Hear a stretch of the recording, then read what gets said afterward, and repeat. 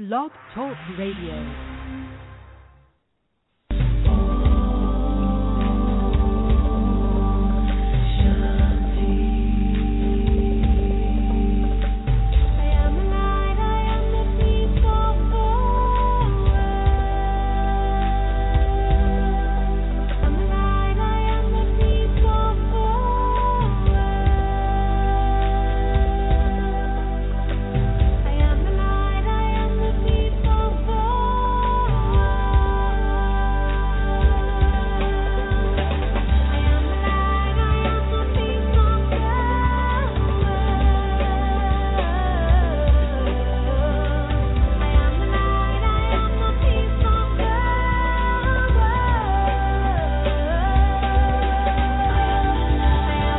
America Meditating Blog Talk Radio Show. We collect wisdom, hear stories, and inspire each other. I'm Sister Jenna. Tune in live from Monday through Friday at 8 a.m.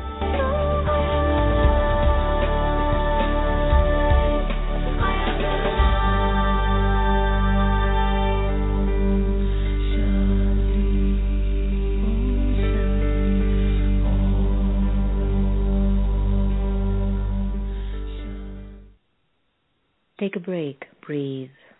Why don't you visit the Peace Village Learning and Retreat Center, 518-589-5000. The entire world watched. It's one small step for man, one giant leap for mankind. And humanity saw that the sky was not the limit. Achievement. Pass it on from the Foundation for a Better Life at values.com. Hello and good morning. Welcome to America Meditating Radio Show. I'm your host, Sister Jenna, and we have the fortune of being together on the air, sharing all these amazing things and stories about each other's lives and how we're unfolding together on our path. I met a journalist the other day, and they were saying that there's so many spiritual paths out there and there's so many ways of doing quote-unquote life. So he came to a spiritual organization and studied their philosophy. And when he was done, he basically said, this is a path. And I said, but have you ever thought that you are the path? And it was just so profound for him to actually hold that awareness that I am the path. And we might find each other that we might say are tribal. We somehow connect with each other on a particular same level. And so we travel together rather than alone. I believe in tribal consciousness, but I believe that that shouldn't limit my ability to expand my appreciation of other tribes, other awareness of people and how they're growing and how they're moving. We are moving consciously throughout time, and we are really looking at a marriage between science and spirituality now more than ever. I believe that, at least on a personal level. And so when we are able to spiritually connect to our truth and bring that into matter, and it shows beauty, it's a wonderful, wonderful scene. If you're ever in the nation's capital, do come by the Meditation Museum and enjoy the artifact events, pictures, but more than anything else, the peace and the people that inhabit that incredible little oasis. Download the Pause for Peace app, where you can get updated on all the archived shows on America Meditating, as well as meditations done by me and lectures, and also thoughts for the day. Karma Cafe Conversation is spreading around the country, and so we will be launching a lot of conversations around important life questions between strangers, and we're going to watch to see how the energy and environment shifts completely. We had one just about a week ago, and the beauty of watching strangers sitting in a coffee shop or in a restaurant and then pondering over important questions such as what's at the base of your power, and then having folks speak from their heart. We're planning to collect the feedback as a report and give it to our administration. So if you have an organization, a group, base, a venue, a community, and you would like to engage in Karma Cafe Conversation, please email meditationmuseum@gmail.com, and we'd be happy to look into that. We're looking forward to our incredible guest today, Dr. Bruce-Lipton, who's going to be sharing with us the journey of life, but also a lot about spirituality and how science and spirit can actually marry each other, and what I might think, create a world where no one gives sorrow to anyone. We're going to get him on in a minute or so, and right before getting Bruce on, why don't we do a little meditation with Lucinda Drayton's Coming Into the Light song on her Bliss CD. Then we'll get Sister Gita to read one of her beautiful pieces, and we'll get Bruce on the line. You're listening to America Meditating Radio Show. Where do I go with all these feelings and all these faces and open doors when everyone else seems so serene and I just feel so insecure? And where do I go when all the pieces of my heart lay on the floor? You say, come into the light, why don't you? Come into the light, why don't you? Come on now, come into the light.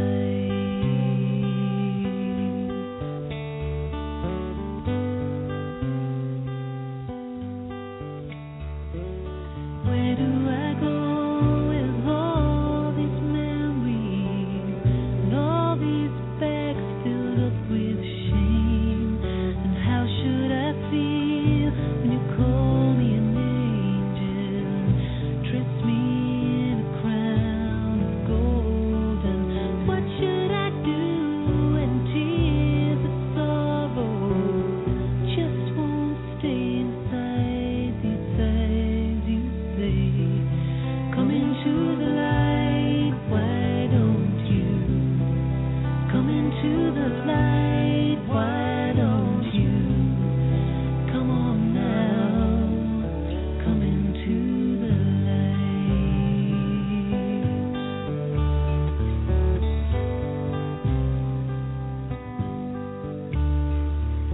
What should I do when a gentle hand reaches out to take my hold? And how should I feel when tears of joy, they just won't stay inside these eyes? And what will I do when I start to love you and really trust and know you're there? You say,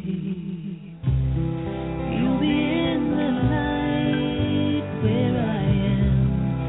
You'll be in the light where I am. Come on now, come into the light. You'll be in the light where I am. You'll be in the light where I am. Come on now, come into the light.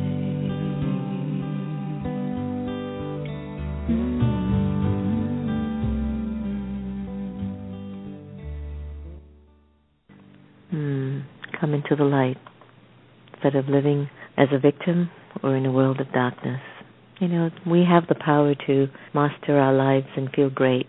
We have the capacity to use the power of thinking and shift the matrix within our thinking. Let's get our beautiful Sister Gita on the line and see what she has for us on this glorious day. Hi, welcome all of you to America Meditating. Thank you once again, Sister Jenna, for having me on. Feeling great. How to change your life for the better. All of us have had times when we feel great, and there are also times when we feel less than great.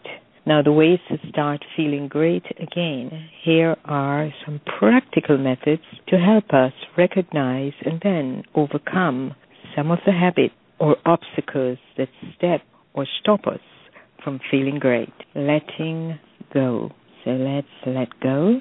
We need to connect and concentrate on the positive and the spiritual aspects of the self, making this the foundation of our change and learning. However, as realistic optimists, we must also be honest about the personal challenges and obstacles we must overcome if we are sincere in our wish to feel great and make ourselves feel great. In order to face and let go of a recurring block or pain or sorrow, carefully practice this step. There were 5, but I will read one today. Recognize. Recognize that you have a recurring upheaval or problem. Admit it to the self that something in you keeps coming back, irrespective of the person or situation that triggers the reaction. For example, you might feel unappreciated, misused, and unable to find a cooperative person. You might have economic problems or feel rejected or resentful. This is not about projecting blame onto others or situations. It is about recognizing that something good or bad begins with the self. This brings a great liberation because you know that you have all the inner resources to solve anything that has its roots in yourself. Although you can seek cooperation from others, ultimately you have to do what needs to be done yourself. Knowledge that the source of pain requires a change in your attitudes, thoughts, and or your perception. When you take this responsibility, you will stop feeling guilty and blaming others. Instead, you will feel free to choose where you want to go and what direction your life will move in. Honesty with the self never makes you blame others. Instead, it makes you feel great because at last you have the courage to face yourself, and you have the faith that by practicing positive thoughts, your world will change for the better. Hey, feel great. Thank you. Have a great day. That was amazing. Wow, that was loaded with beauty. I love the whole part about the reoccurring pattern, that keeps visiting us again and again, and we sometimes just don't get to fix ourselves, huh? Thank you so much, Sister Gita. My dear fellow listeners, we are pleased to welcome Dr. Bruce-Lipton, a pioneer in the neurobiology and is an internationally recognized leader in bridging science and spirit. A cell biologist by training, Bruce was on the faculty of the University of Wisconsin's School of Medicine and later performed groundbreaking stem cell research at Stanford University. He's the best-selling author of The Biology of Belief, Spontaneous Evolution, co-authored with Steve Bierman, and his newest release is entitled The-Honeymoon-Effect, The Science of Creating Heaven on Earth. Bruce received a 2009 prestigious Goy Peace Award in honor of his scientific contribution to world harmony, and more recently in 2012 was chosen as Peace Ambassador for the 1,000 Peace Flags, a project of the Argentinian 1,000 Millennium of Peace. Today, on the America Meditating Radio Show, we are very honored to welcome this dynamic human being. Dr. Lipton, thank you for joining us. Oh, I am so honored to be here. I just so appreciate what you do and helping the world come to a new understanding, because we're facing a very interesting evolutionary upheaval at this very moment, and it really requires people to gather strength in knowing who they really are. Absolutely. Dr. Lipton, you've written that modern science has led the world to shift from spiritual aspirations to basically a war for material accumulation, and I so get that. I like to ask our guests where they are spiritually, and how would you answer that question? Also, what do you see as the relationship between science and spirituality? It's a big interest for me. Oh, interestingly enough, when I was very young, I obviously got advice from different kinds of people. And one of the things that always struck me is that spiritual people had these wonderful words of wisdom. But even in my child's eyes, I could see that their lives never really matched the words that they were talking about.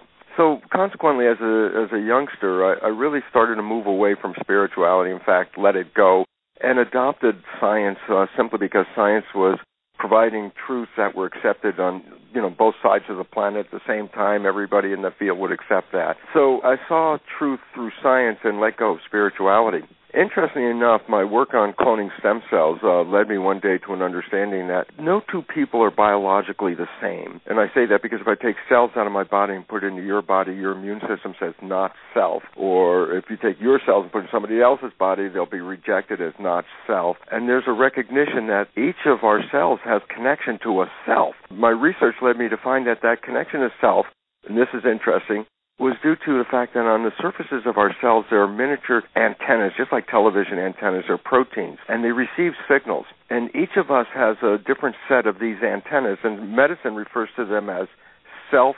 receivers of self. Well, what's interesting about it is the self-receptors are on the outside of the cell. And when I started to get this understanding, I said, oh my goodness, our identity is coming from the outside, like a broadcast, being picked up by these antennas on the cells and then translated into our biology. What blew me away, of course, was the simple fact that the identity was on the outside. Why that was so important is just simple logic. If the cell dies, the broadcast of self isn't in the cell, it's from the environment, so that the self is always there. It's the bodies that come and go. And all of a sudden I went from this materialistic scientist into this like, oh my God, in instant, a shift. It said, I'm not in here. I'm out there. And I realized, oh my God, that's a connection of spirituality. And what was so relevant is it just profoundly changed my life at that moment to recognize that my identity was an immortal broadcast. My body comes and goes. And that I can come back again if a future embryo has the same antennas. And this just profoundly turned my life upside down because of the freedom and the loss of fear of, all of us get this fear of mortality from being young kids and seeing people age and then die, and we have this fear, which of course almost everybody is built into this fear. And then when I saw that the identity was on the outside, I immediately lost the fear of death because I realized I'm not in here. I'm out there. Right, exactly. It was beautiful and transformative. So basically, it changed the way I perceive life, and it also led me to another insight about the nature of life. And this might be like the cosmic joke of all cosmic jokes. It's possible that... Let me hear it. Everyone thinks that, you live and then you die, and if you did well, you go to heaven. But how about this? Consider this possibility that we're born into heaven, that we come to the earth to create. We're given a physical body, that our spirit has the opportunity to operate this physical body. And in that operation, two major things happen, is that we create the life in front of us. That's really important. But more importantly, and people don't get it, is the experiences that we have and the emotions and the feelings and the love and the fears and all these things, they're transmitted from the body back to the source. And so it's real interesting because when that first moment, that instant of moment where I realized I'm broadcast, I'm an energy, I'm an identity being picked up, going into my cells, I asked myself a very simple question. It's like, why have a spirit and a body? Why not just be a spirit? And the answer welled up from 50 trillion cells inside my body. And the answer was kind of funny because I said, why have a spirit and a body? Why not just be a spirit? And the cells responded with a question asking me, saying, well, Bruce, if you're just a spirit, what does chocolate taste like? And all of a sudden it hit me. I said, oh, my God, the body is like a virtual reality suit. It translates our experiences, vision, sound, smell, taste, emotions, all these things. It translates them into an electromagnetic vibration by the brain that sends it back to source. So if I want to see a sunset, I have to have a body to see the sunset. But once I see it, my spirit has an awareness of it. So that would change my whole life because I realized we came here for the experiences. We came here for the sensations and the creative character. And it was so profound because I let go of the belief of a victimization of genes and heredity and a machine. I'm just a machine. It's like, no, I'm not. I'm this creator. I'm a creator, and I come in here.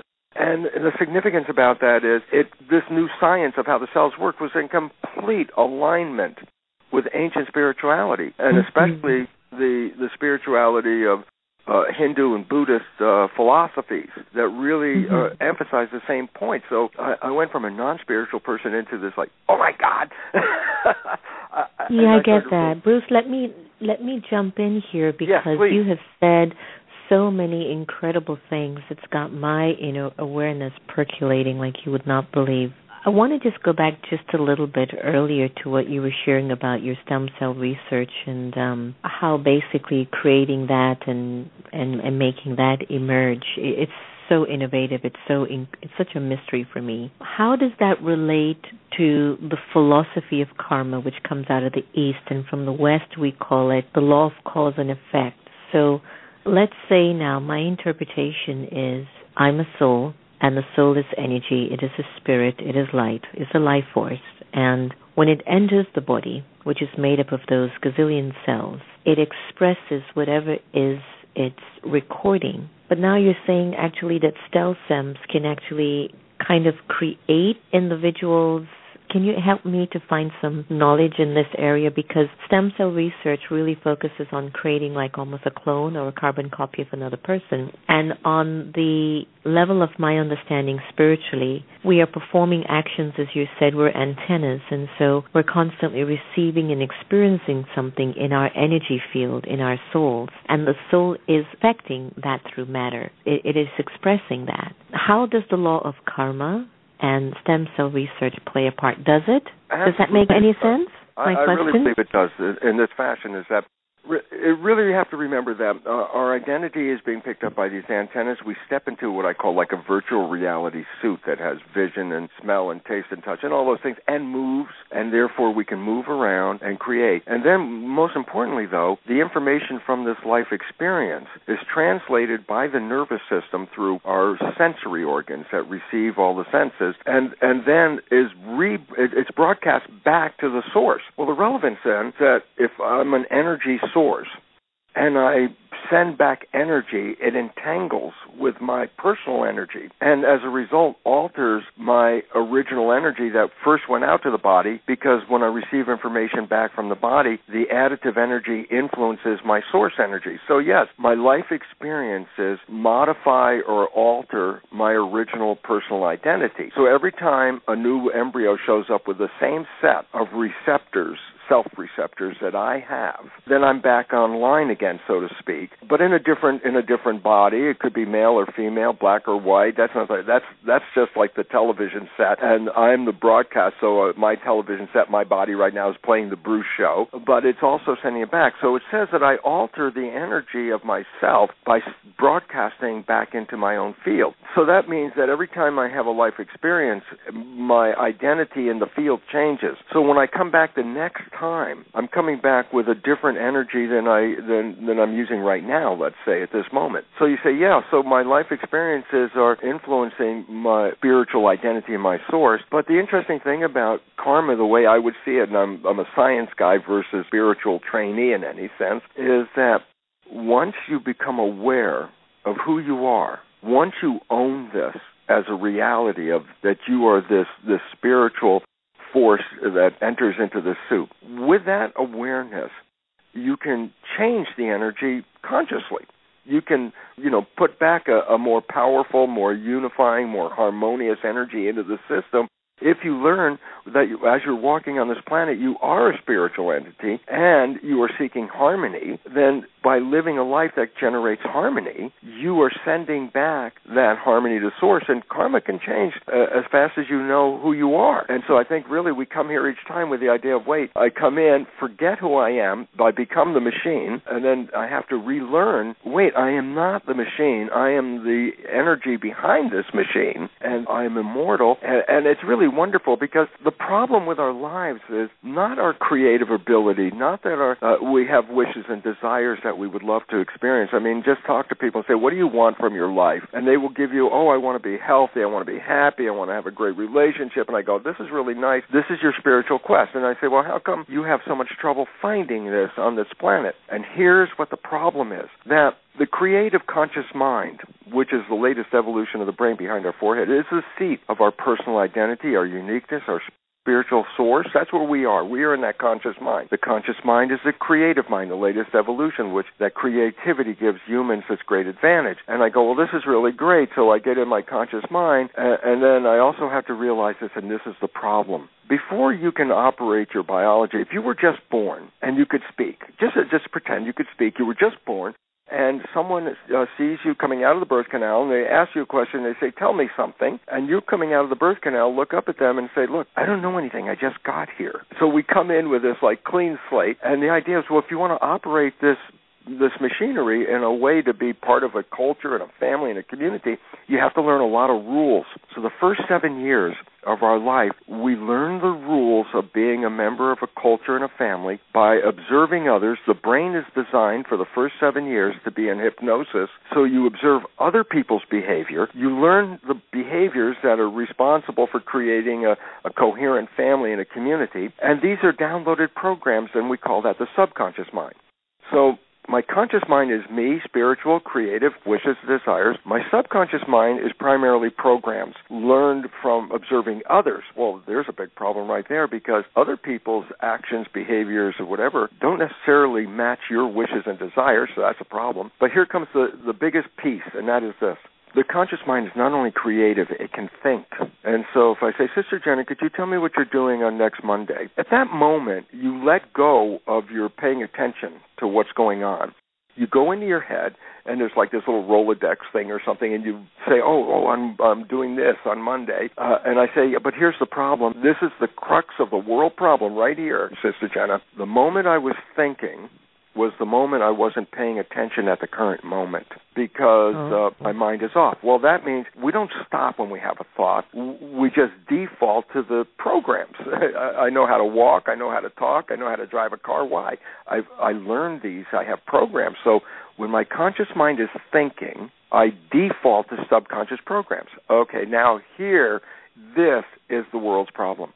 Wow. That science has found that we are only conscious about 5% of the time, meaning that 95% of our day, our mind is in thought. Well, what's that mean? It means, 95% of the day, your mind being in thought is not paying attention. So 95% of the day, you are operating from the programs that were downloaded in your subconscious. I go, well, that's the problem, because the programs in the subconscious primarily came from other people. And so we're not living the lives we wish, desire, aspire to, because 95% of the day we're carrying out the behaviors we learn from our mother, our father, our siblings, our community, and we don't see it, and that's the problem. Why? Well, if your conscious mind's busy thinking, then it doesn't see the behavior that's playing automatically from the subconscious. So when I give a lecture, I ask the audience, I say, listen, I'm sure you go back in your past, you were close to a friend, you knew your friend's behavior very, very well, and you happen to know your friend's parent. And one day, you see your friend has the same behavior as their parent, so you volunteer something like,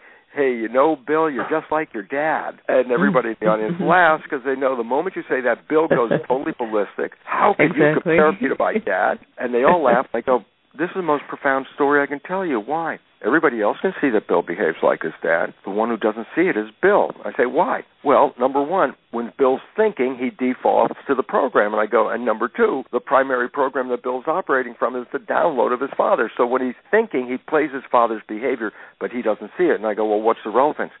If that behavior is negative, then Bill will be sabotaging his life 95% of the day and never see it. And as a result, feel that he's a victim because he had greater wishes and desires, but look, his life never manifested. And it's like, well, yeah, because Bill didn't see that 95% of his life wasn't coming from wishes and desires, coming from programs. And just to close it, just to let people get an insight, what would happen if you stayed mindful? Mindful meaning don't let your mind wander. Let your conscious mind stay in the front and stay in control rather than going into thought, because the moment you go into thought, you run from the default program. I say, what happens if you stay mindful? Then I'd love to tell people this. It's like most everybody had some period in their life where they actually did this with the most amazing results. And I say, when people fall head over heels in love with somebody, they experience what is called the honeymoon-effect, which is the subject of my latest book. And I say, well, what does that mean? I say, well, go back to a time you fell in love. And it didn't have to last a long time. It could have been a few days, a week, a month. I say, but something happened. No matter what was going on in your life, no matter what, it wasn't working, your life wasn't happy, blah, blah, blah, you're not satisfied. You meet this person, and all of a sudden, you're healthy. Why? Because when you fall in love, you glow. Yeah, because the chemistry from a brain in health a brain in love encourages health, and you have lots of energy. But here's the most important thing. I go back to these people who are just fallen in love, and I say, how's life? And they say, life is so beautiful. I can't wait for the next day to have more. And I go, well, guess what? Your life was crummy. You meet this person, fall in love, and then for a period of time, it's heaven on earth. You're creating this beautiful experience. I go, what happened? And here's what science has revealed. When we fall in love like that, we unconsciously stay mindful, meaning when you find that person that brings that love into your life, rather than letting your conscious mind wander, for the first time in your life, you keep your conscious mind present. Why? Everything you wanted is in front of your face. Relevance. If you keep your conscious mind present, then it means all of your behavior is now controlled by wishes and desires. And that's why when two people come together, they manifest wishes and desires, and they experience heaven on earth. And then, unfortunately, listen, life still goes on. Even if you're in love, you got to pay the rent and fix the car and do all these chores, which inevitably means at some point you start thinking. And then all of a sudden when you start thinking, you start introducing into this heaven on earth those negative behaviors, which psychologists tell us 70% of the programs we got from our family and our community are negative and disempowering. So I say, here you have this great honeymoon, but then your mind starts to think, and then you default into these negative programs, and the honeymoon starts to fall apart. And you may still be in love, but it's not the same, because now you're not operating from your personal spiritual wishes and desires. Now you're operating from the programs.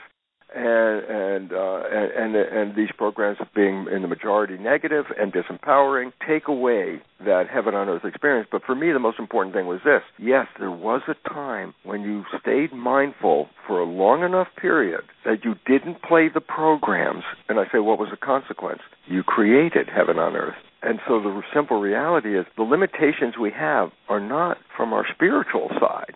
The limitations we have are from the programming that is passed from generation to generation in a family. And that these programs, as psychologists reveal, predominantly negative and disempowering, are actually running the show because our conscious mind is so engaged in thinking. And as Bill, the model we talked about, Bill is like not seeing he's playing his father's behavior. And I go, yeah, but if that father's behavior is negative, then it means 95% of the day he's not creating from his spiritual source, he's creating from the program. Let me try to interpret the wellness, the wealth of that information. In essence, everything then is consciousness.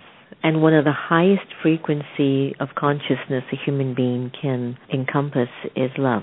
And so when there's love, there's a sense of focus. And would one say that when you are in that spiritual awareness of the self as your natural law, your natural religion, your natural sense of self is love, that if we actually were to come from that design, that base of consciousness, that place of consciousness, then we would live our whole life as the honeymoon effect rather than a period in time that we go through. And can science actually help us to rekindle that internal awareness? The reason why I'm asking is I love my smartphone. And one of the things that I find unsettling, even when I catch myself doing it, is when I'm in the company of beautiful people and I'm on my iPhone, so I'm not present. So then I wouldn't be, in love. I'm not in that loving honeymoon effect at this time. And so I'm not being my powerful self, so to speak. I'm actually being programmed by my smartphone in some sense. In essence, is all of this about thought? Absolutely, it's what it's all about. It is because we manifest from a thought. So first you generate a thought, and then you engage behaviors. Now, if you're engaging behaviors that you got from other people that are sabotaging you, and you don't see it, then you don't ever realize why your deepest wishes and desires are not being expressed. And this is what leads people to think they're victims, because they say, well, I led forward with this belief of I want this happiness and love, and I ended up with this, so it wasn't me. It was just fate.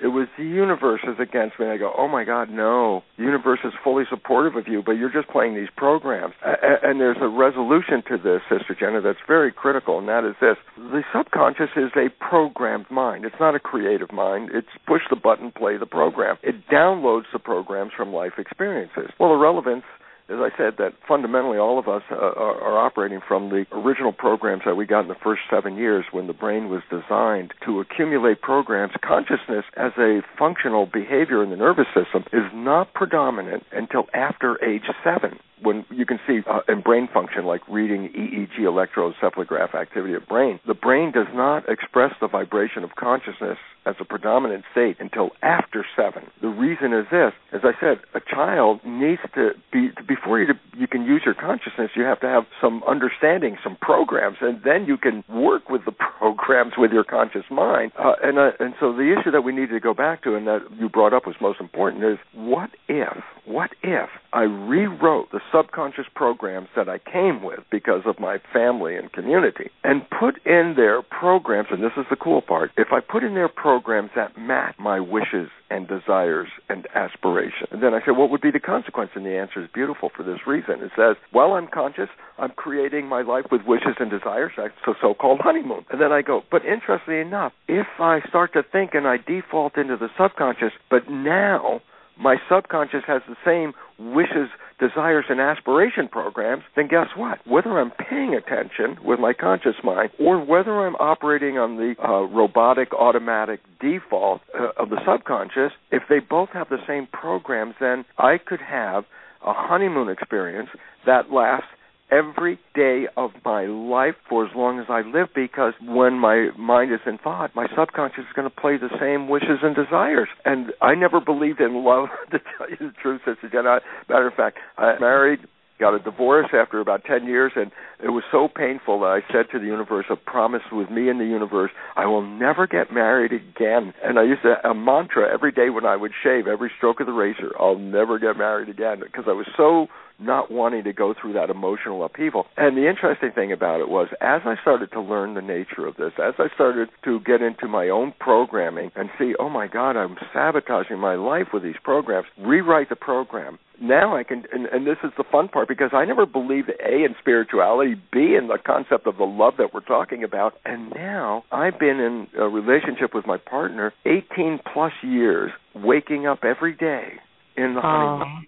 And it was because I manually recognized that my programs were limiting me. And just to help people, this is really critical, because most of the programming occurred from the last trimester of pregnancy, even before you're born, which is very critical for a lot of people, especially people who get adopted. Adopted families don't recognize that the child was already programmed before it was born to a large degree. So a child didn't come as a blank slate, came as it's already been programmed. That's why there's so many difficulties with raising orphan children, because the new parents want to give it everything that's positive, and then most of the time it doesn't work out very well, and they don't understand it. It's like, no, you didn't realize this child was already having programs in utero. Relevance is that if we really start to get into this understanding of the programming part and rewrite these programs, we re-empower ourselves, and all of a sudden, the simple reality is, as I said, no longer are we defaulting to the negative. We start to when we default and we have the right programs in there, then unconsciously we're still moving in the direction of our wishes and our desires.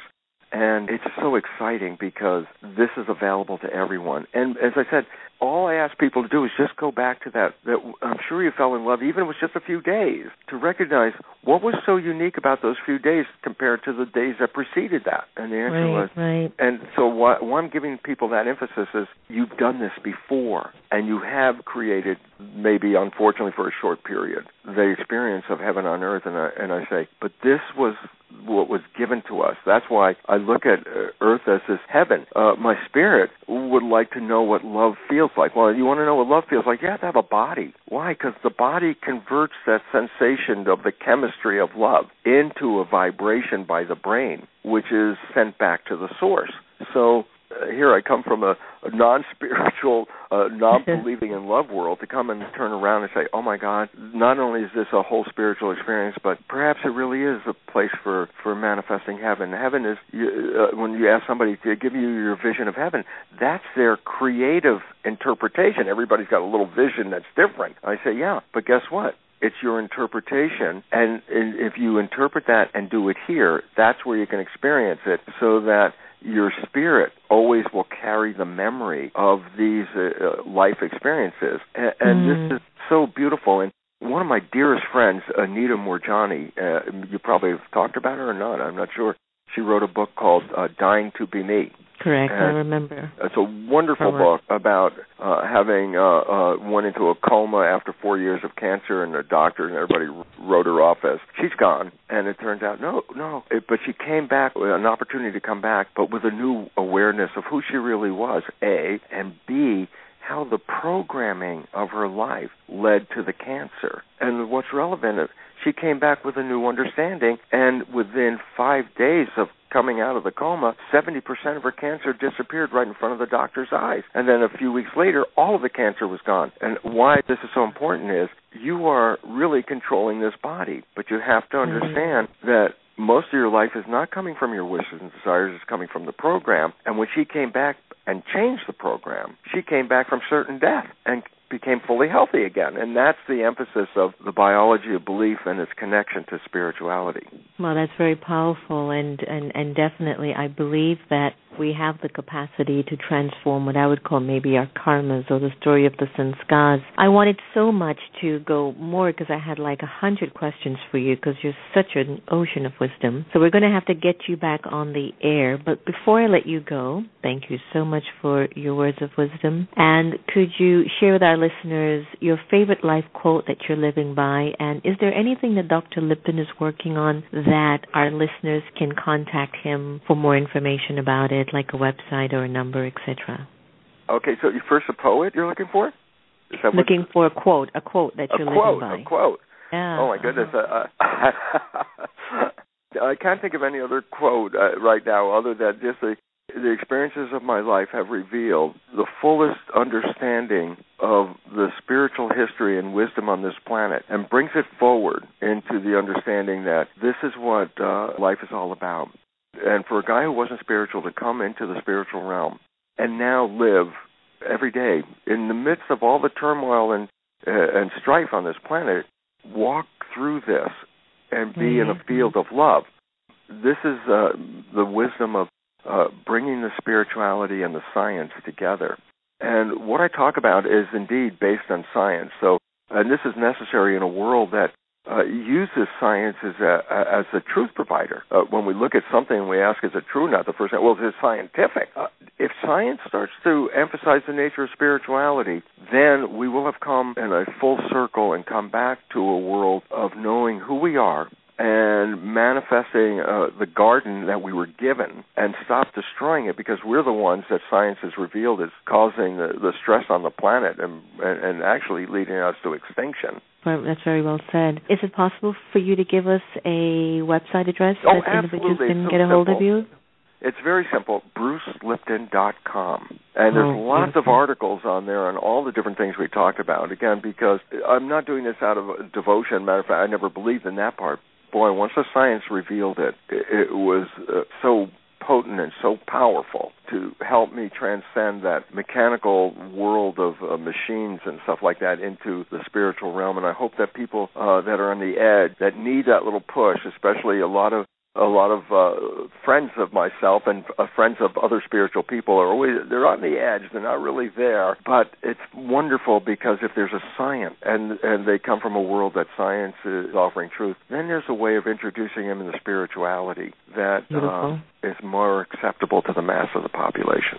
That is so beautiful. Thank you so much, Dr. Lipton, and all the very, very best. I appreciate this opportunity, and I really want to thank your audience, because your audience represents the cultural creatives, the people who are looking outside the box for a better way of life, a better existence on this planet. And these cultural creative listeners that are here are part of the evolution that will take us from this mess into something far better.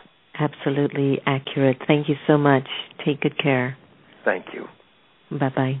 So I think it is actually possible. We can reprogram our karmas. And as Dr. Lipton was sharing, that we have the capacity to overcome our what I would call karmic issues or our sanskars. In ancient tradition and in the study of Raja Yoga meditation, every human being is a soul. That soul is carrying a pre-recording of many lives. When the soul hits matter, it starts to express the recording of those many lives. If at any particular point the soul feels like I need to overcome, I need to transcend this particular karmic story, then the soul can do it through renewed knowledge or knowledge connected to the divine, to the supreme energy. When there is love in the connection of that supreme energy, that love flows in the soul and can actually eradicate any negative experiences that are going on inside of the soul. And that, too, was a pre-recording as such. If I'm willing to go that route, to record that, or to allow that recording to emerge. And I'm hoping this is hitting you. I think Dr. Lipton's sharings were so deep and profound, or they are very deep and profound. And I was trying to decode it and just translate it so simply. Pay attention to your thought. They do create your, way of looking at the world and feeling about the world. And there's no doubt that your thought can really make you or break you. And more than anything else, to keep yourself positive and pure-hearted, sort of that honeymoon effect, would actually really create perhaps one of the most rewarding sense of life. There is a quote by Margaret Thatcher, and she said, "What's your thoughts, they become your words. What's your words, they become actions. What's your actions, they become habit. And what's your habits, they become character. What's your character, it becomes your destiny." You've been listening to America Meditating Radio Show. No one can take away your happiness, my friends, unless you give them permission.